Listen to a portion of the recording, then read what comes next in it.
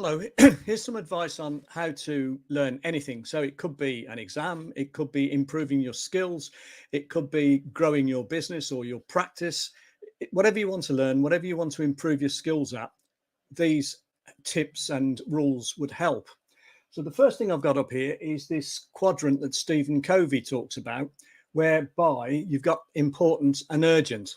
And learning and studying and working on your business, they're all the sort of things that fall into box two. And box two are the things that are important. So you really want to do them, but they're not urgent. They haven't got a deadline. Because they haven't got a deadline, what tends to happen is they don't get done. All the other things with deadlines get done, and these things never happen. So people talk about, I'm going to write a book, but they never actually get around to writing the book because they're always too busy doing other things. So that's the first thing to be aware of. You need to set time aside.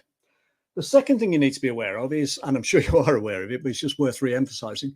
Everyone knows we've got two sides to our brains. We've got the left or logical side, and we've got the right or creative side.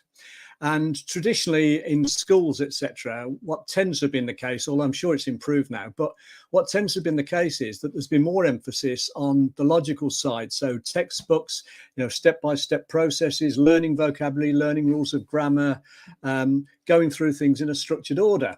But that only gets you, well, less than half, because if you can get both halves of the brain working, then you've got much more than the sum of both parts.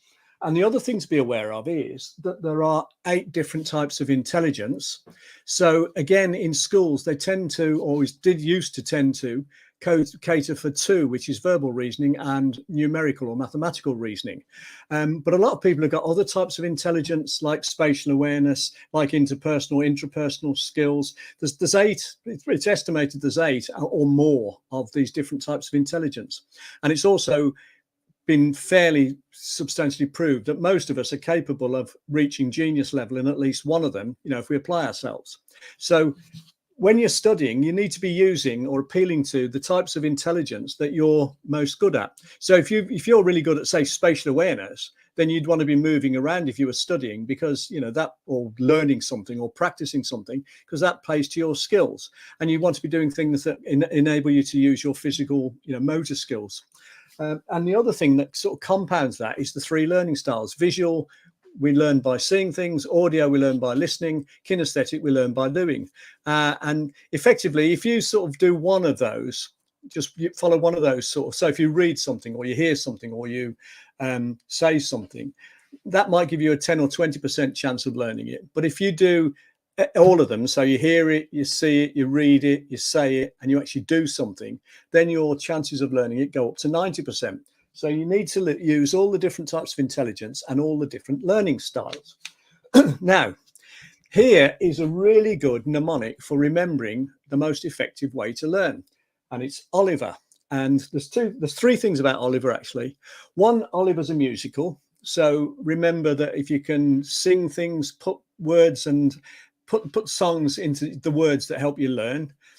Tunes, you always remember songs, so singing it or making up a song will help. Oliver's a book, so obviously reading helps, so you need to read about it. And Oliver's a film, and a film means it's pictures and it's moving pictures, so you want to see images, which is visual. And the more you can see these images in color as opposed to the old black and white, so it's a colored movie, it's not the old days, so it's color and it's not a silent, it's a talking movie. So you see images, they're moving in color, and you hear sounds. So Oliver's a musical. So it's a musical, a film, and a book. So that's one reason why remembering Oliver's good. And the other bit then about it is what it stands for. So O stands for anything odd. So odd as in, the police appeal for witnesses who noticed anything odd, because we tend to remember things that look odd or unusual.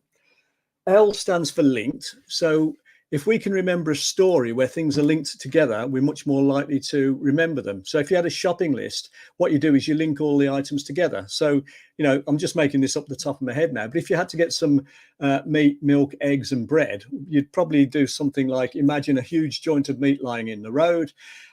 You're walking along and you've got milk in one hand and eggs in the other. You trip over and the eggs fly everywhere. So when they fly everywhere, you sort of wash the pavement down by tipping the milk on so you can sweep it away, and then you mop it all up with the bread.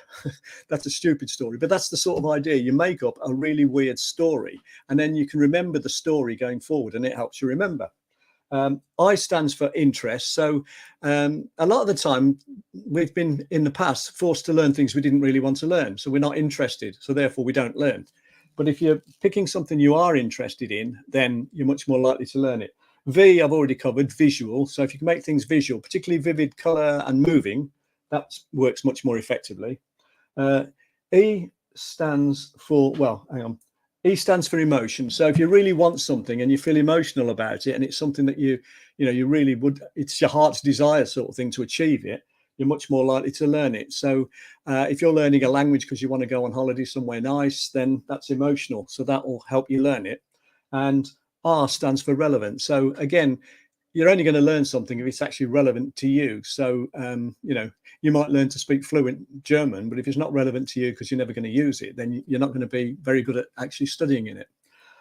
So that's some tips there as to most effective ways to learn anything. And the thing then to bear in mind is it's been proved we can learn anything if we wish to. So anything we need to learn, skills or knowledge, we can do so long as we want to. And if we do, then basically you need to use these variety of strategies. A lot of this is covered in some books written by Colin Rose and Malcolm Nicol. One of them in particular, which I've been reading, which is brilliant, is called Accelerated Learning for the 21st Century. It's probably about 20 or 30 years old now, but it's still brilliant. So that's really a good recommendation. Also, Brian Tracy's done an audio on Audible called Accelerated Learning, which I think he based on that book. So it covers the same material. And if you wanted to know any more information, my website is bernardkeevy.com. So I hope you found that interesting. If you want to discuss it or make any comments, that's great. But hopefully that's given you some useful information. Thank you very much for watching.